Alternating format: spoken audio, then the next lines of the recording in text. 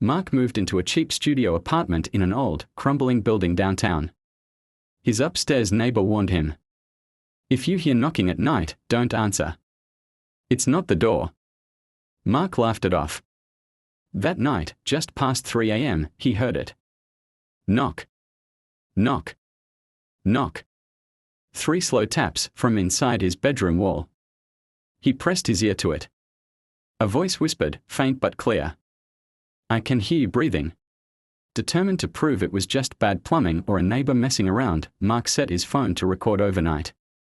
The next morning, the recording was 8 hours of silence except one section at 3:07 a.m. A distorted voice, deep and wrong, said, "Don't record me again." Then a second voice whispered, sounding just like Mark, "I warned you." He didn't remember saying that. Mark borrowed a hammer and pried open a piece of drywall where the knocking came from. Behind it was a hollow room, no lights, no insulation.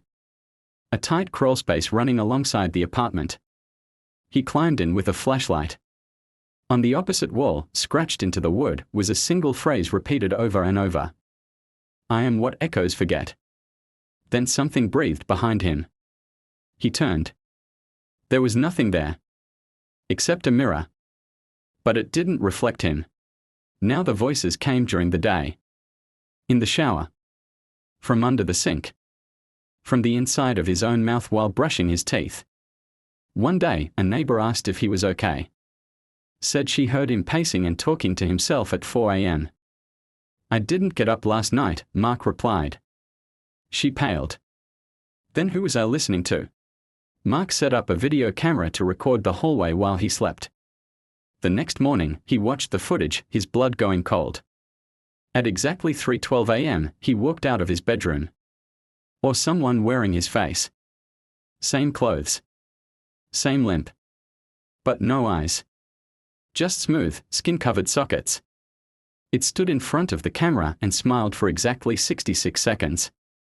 Then whispered, "I don't need to knock anymore." When Mark called a priest, the line went dead mid-sentence. When he tried to leave the apartment, the front door opened to the same hallway again and again.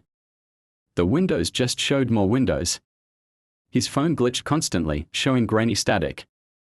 He hadn't slept in days. One night, he looked in the mirror.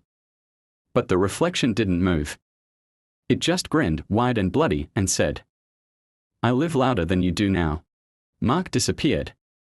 When the landlord came to evict him, all he found was a phone, still recording. In the final clip, a voice, his voice, whispers, "I gave it my echo.